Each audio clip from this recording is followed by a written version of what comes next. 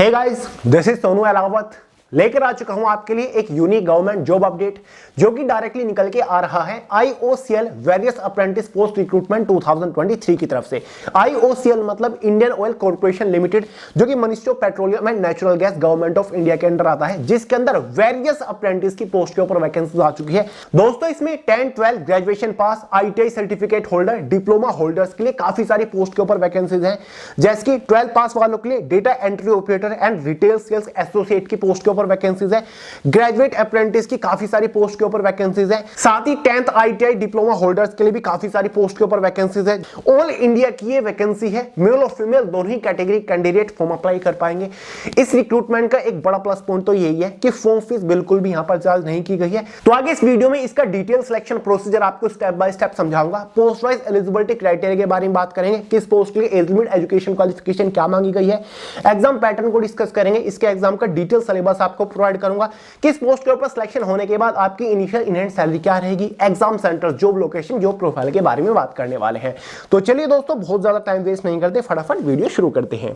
जैसे कि दोस्तों आपको ऑलरेडी स्टार्टिंग में बता चुका हूं, ये वैकेंसी निकल के आई है IOCL Indian oil corporation limited के अंदर, जो कि गवर्नमेंट ऑफ इंडिया के अंडर ही आता है, और ये एक अप्रेंटिस की पोस्ट के ऊपर वैकेंसी निकली है। सभी पोस्ट को कंबाइन करके टोटल नंबर ऑफ वैकेंसीज 1814 निकली हुई हैं, और ये total number of vacancies category wise तो डिवाइडेड है, साथ ही स्टेट वाइज और पोस्ट वाइज भी डिवाइडेड है, जैसे कि आपको ऑफिशियल नोटिफिकेशन के ऊपर दिख रहा होगा। आपके पास फुल फ्रीडम है, जिस भी पोस्ट के लिए आप फॉर्म अप्लाई करना चाहो, जिस भी स्टेट से आप फॉर्म अप्लाई करना चाहो, उसी स्टेट में आप फॉर्म अप्लाई कर सकते हो। एक और डाउट आपका क्लियर कर दूं, इंडियन ऑयल कॉर्पोरेशन लिमिटेड के अंदर यह वैकेंसी जरूर है, लेकिन इंडियन ऑयल की रिफाइनरी के अंदर यह वैकेंसी नहीं निकली। इंडियन ऑयल की एक मार्केटिंग डिवीजन है, उसके अंदर यह वैकेंसी निकली है। मार्केटिंग डिवीजन क्या होता है इसके बारे में आपको बताऊंगा। ये समझ लीजिए, ये इंडियन ऑयल का एक अलग डिपार्टमेंट है, जिसके अंदर वेरियस पोस्ट के ऊपर वैकेंसी निकली है। सबसे पहले बात कर लेते हैं इंपोर्टेंट डेट्स के बारे में। दोस्तों ऑनलाइन फॉर्म 2 दिन पहले से ही, मतलब 16 दिसंबर 2023 से स्टार्ट हो चुकी है। फॉर्म की जो लास्ट डेट है 15 जनवरी 2024 रखी गई है। स्टार्टिंग में बता चुका हूं, कोई भी फॉर्म फीस किसी भी कैटेगरी के लिए चार्ज नहीं की गई है। एज लिमिट के बारे में बात कर लेते हैं। जनरल वालों के लिए एज लिमिट मिनिमम 18 ईयर है, मैक्सिमम 24 ईयर रखी गई है। जो आपकी एज कैलकुलेट होगी वो एज ऑन 30 नवंबर 2023 तक होने वाली है। एजुकेशन क्वालिफिकेशन के बारे में आपको बता दूं, डेटा एंट्री ऑपरेटर जो कि क्लरिकल पोस्ट है, साथ ही रिटेल सेल्स एसोसिएट की पोस्ट के लिए 12 पास कैंडिडेट फॉर्म अप्लाई कर सकते हैं, और काफी सारी पोस्ट ग्रेजुएट अप्रेंटिस की भी है। हालांकि ये नोटिफिकेशन में क्लियर नहीं किया हुआ है कि ग्रेजुएट अप्रेंटिस के लिए कौन कौन सी पोस्ट के ऊपर वैकेंसीज है। वेरियस पोस्ट है, सिलेक्शन के बाद ही आपको पोस्ट डिस्ट्रीब्यूट की जाएगी आपकी क्वालिफिकेशन के अकॉर्डिंग। बस इतना समझ लीजिए, अगर आपने BA वगैरह कर रखा है, या फिर आपने BCom कर रखा है, या फिर आपने BSc कर रखा है, या फिर आपने BBA कर रखा है, तो आपके लिए वैकेंसी है, आप एलिजिबल है, आप फॉर्म अप्लाई कर पाएंगे। और हाँ दोस्तों, इनके अलावा जितने भी हमारी टेक्निकल पोस्ट हैं, जैसे कि आपकी फिटर की पोस्ट हो गई, इलेक्ट्रीशियन की, इलेक्ट्रॉनिक्स की, या फिर मैकेनिकल, या फिर आपकी सिविल की पोस्ट हो गई, काफी सारी हमारी टेक्निकल पोस्ट भी है, जिनके लिए 10 पास मांगा गया है। साथ ही रिलेवेंट ट्रेड से ITI सर्टिफिकेट मांगा गया है, जैसे कि फिटर की पोस्ट है, यहां पर 10 पास होना चाहिए, ITI सर्टिफिकेट होना चाहिए फिटर ट्रेड से। काफी सारी आपकी मैकेनिकल की पोस्ट है, सिविल की पोस्ट है, इनके लिए आपने कोई 3 ईयर का इंजीनियरिंग डिप्लोमा कर रखा हो, पॉलिटेक्निक वगैरह, रिलेवेंट ट्रेड से, ठीक है। सिविल की पोस्ट है, 3 ईयर का पॉलिटेक्निक डिप्लोमा अगर है सिविल ट्रेड से, तो आप एलिजिबल है, ठीक है। तो टेक्निकल पोस्ट के लिए आप फॉर्म अप्लाई कर सकते हो अगर आप एलिजिबल है, बढ़िया अपॉर्चुनिटी है। फाइनली बात कर लेते हैं सिलेक्शन प्रोसीजर के बारे में, कि भैया फॉर्म अप्लाई करने के बाद फाइनल सिलेक्शन किस बेसिस पर होगा और हमें किस किस स्टेज से होकर गुजरना पड़ेगा। केवल एक सिंगल स्टेज से आपको होकर गुजरना पड़ेगा। हर एक पोस्ट के लिए केवल एक ही सिंगल स्टेज है, और वो है आपका ऑनलाइन एग्जामिनेशन। जो हमारी 12 बेस्ड पोस्ट है, data entry operator, retail sales associate, इन पोस्ट में आपका जो एग्जाम होगा ना, वो 3 सेक्शंस के अंदर डिवाइडेड है। 3 डिफरेंट सब्जेक्ट से एग्जाम में क्वेश्चन पूछे जाएंगे। पहला सब्जेक्ट आपका जेनरिक एप्टीट्यूड का रहेगा, जिसमें आपके मिक्स्ड क्वेश्चंस होते हैं, मतलब कुछ क्वेश्चन आपके मेंटल एबिलिटी बेस्ड होने वाले हैं, जिनको हम थिंकिंग बेस्ड क्वेश्चंस बोल देते हैं। कुछ क्वेश्चंस आपके general awareness, general knowledge, current affair से रहने वाले हैं। दूसरा सब्जेक्ट हमारा रीजनिंग एबिलिटी का रहेगा, जो आपका सिंपल रीजनिंग के क्वेश्चंस होते हैं, वो सभी टॉपिक्स आपको प्रिपेयर करने हैं। तीसरा सेक्शन आपका बेसिक इंग्लिश का रहेगा, इंग्लिश आएगी बिल्कुल बेसिक लेवल की आएगी, बहुत ही इजीली आप क्वालिफाई कर लोगे। केवल ये 3 सब्जेक्ट आपके एग्जाम में आने वाले हैं। नोटिफिकेशन में ये क्लियर नहीं किया हुआ है कि किस सब्जेक्ट से कितने क्वेश्चंस आएंगे, कितने मार्क्स का पेपर रहेगा। इसमें शायद आपकी नेगेटिव मार्किंग नहीं होती, बस ये क्लियर है कि ये 3 सब्जेक्ट आपको प्रिपेयर करने हैं। यहां पर अगर मैं आपको अपने बेसिस पर बताऊं या फिर प्रीवियस पेपर्स के बेसिस पर बताऊं तो डेटा एंट्री ऑपरेटर का पेपर टोटल 100 नंबर का हो सकता है। 100 ही क्वेश्चन आपके एग्जाम में रह सकते हैं। जैसे कि जो हमारा जेनरिक एप्टीट्यूड है ना, इससे टोटल 30 क्वेश्चंस आपके एग्जाम में आ सकते हैं।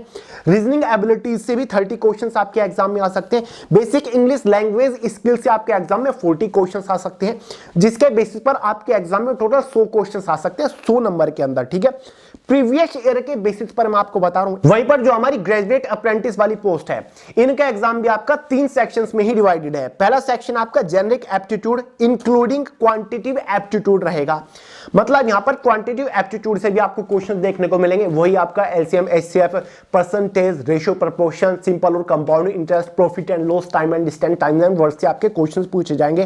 साथ ही जनरल अवेयरनेस से भी आपके एग्जाम में क्वेश्चंस पूछे जाएंगे। ठीक है, तो ये आपका मिक्स्ड हो गया। साथ ही आपका रीजनिंग सेम क्वेश्चन जो कि मैंने आपको अभी बताया 12 बेस वालों के लिए। तीसरा सब्जेक्ट आपका बेसिक इंग्लिश लैंग्वेज स्किल्स से आने वाला है। बिल्कुल बेसिक इंग्लिश से क्वेश्चंस पूछे जाएंगे, इजीली आप क्वालिफाई कर लोगे। ठीक है, तो यहां पर भी क्लियर नहीं है कि सब्जेक्ट से कितने क्वेश्चंस आने वाले हैं।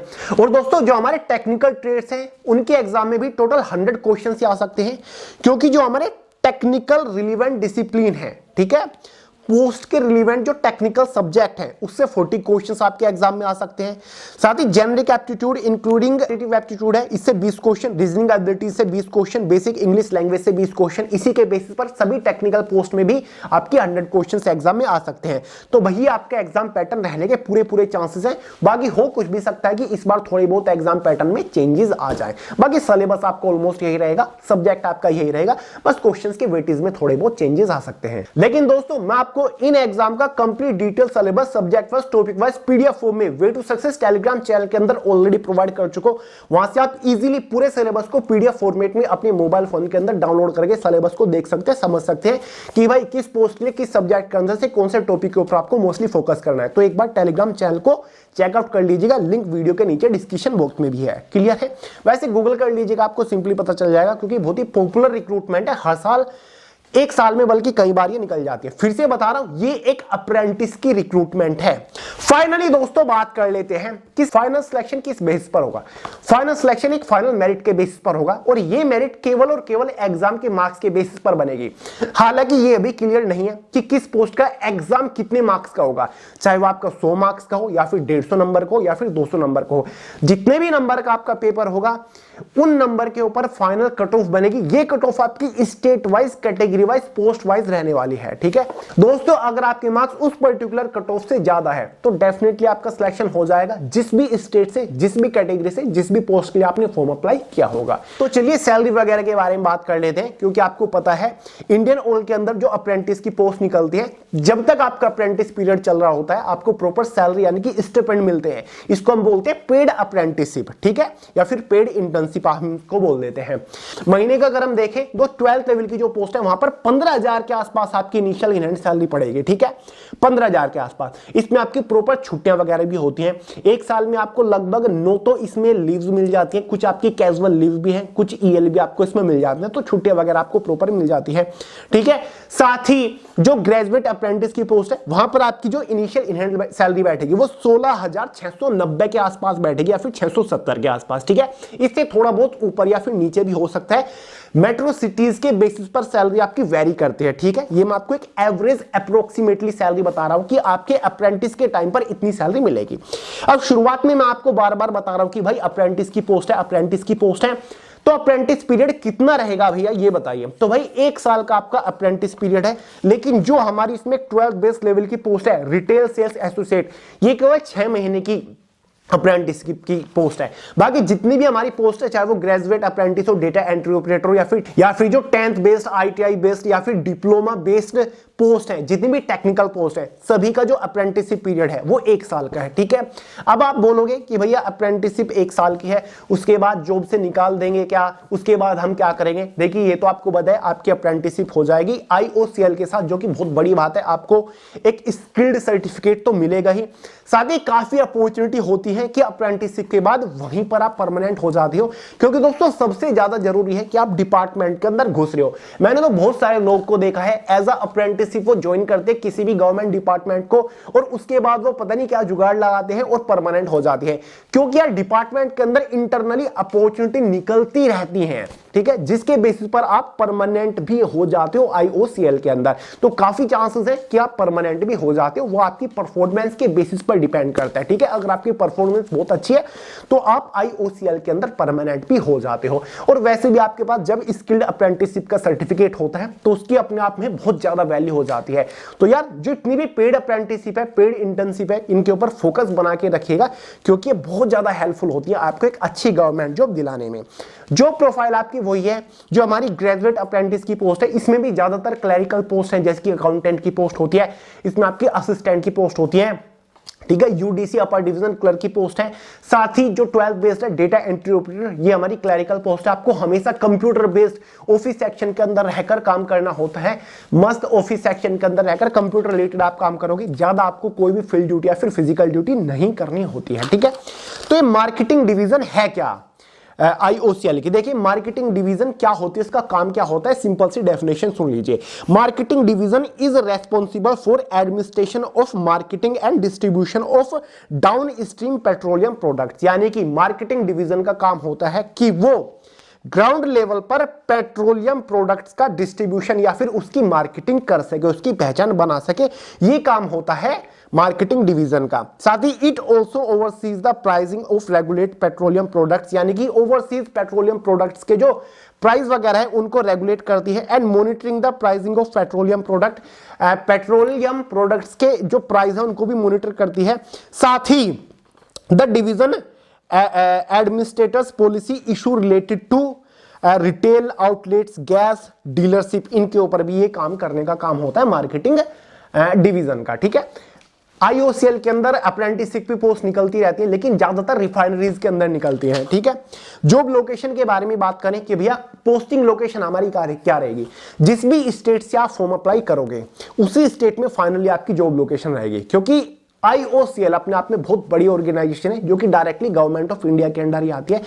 नोटिफिकेशन में भी क्लियर एक एक स्टेट का नाम दे रखा है कि भाई इस स्टेट के अंदर इतनी इस पोस्ट के ऊपर इस कैटेगरी से वैकेंसी है। तो फॉर्म अप्लाई करने से पहले अच्छे से देख लीजिएगा कि भाई मैं किस स्टेट के अंदर अप्रेंटिसशिप करने में कंफर्टेबल हूं, मैं यहां पर जॉब कर सकता हूं, मैं काम कर सकता हूं, यहां पर मेरी कैटेगरी से इस पोस्ट के ऊपर इतनी वैकेंसी है, तो उसके अकॉर्डिंग फॉर्म अप्लाई करिएगा। कुछ स्टेट्स ऐसे भी हैं जिनमें डेटा एंट्री ऑपरेटर की पोस्ट के ऊपर वैकेंसीज नहीं है, कुछ स्टेट ऐसे हैं जिनमें वैकेंसीज कम है, कुछ स्टेट ऐसे हैं जिनमें डेटा एंट्री ऑपरेटर की पोस्ट के ऊपर वैकेंसीज बहुत ज्यादा है। तो भाई post wise state wise vacancies very करती है। सारी जानकारी नोटिफिकेशन में, डिटेल्ड नोटिफिकेशन मैंने आपको टेलीग्राम चैनल के अंदर प्रोवाइड करा दिया, वीडियो सक्सेस के लिंक डिस्क्रिप्शन बॉक्स में, फॉर्म अप्लाई करने का भी लिंक मैंने आपको डिस्क्रिप्शन बॉक्स में प्रोवाइड करा दिया, चेकआउट जरूर कर लीजिएगा। फिर से बता रहा हूं भाई एक अप्रेंटिसशिप की पोस्ट है, कंफ्यूज मत होइएगा। काफी सारे लोग कमेंट में लिखने आ जाते हैं कि भैया ये परमानेंट गवर्नमेंट जॉब नहीं है, ये तो एक अप्रेंटिसशिप क्या है। मुझे पता है, तभी आपको बता रहा हूं। जरूरी नहीं है कि जो चीज आपको पसंद नहीं है वो किसी को भी पसंद नहीं हो, जिस चीज की आपको जरूरत नहीं है वो उसकी जरूरत किसी को भी नहीं हो। तो आप भी अपने एंड पे इनको शेयर कर दिया करें अपने दोस्तों के साथ।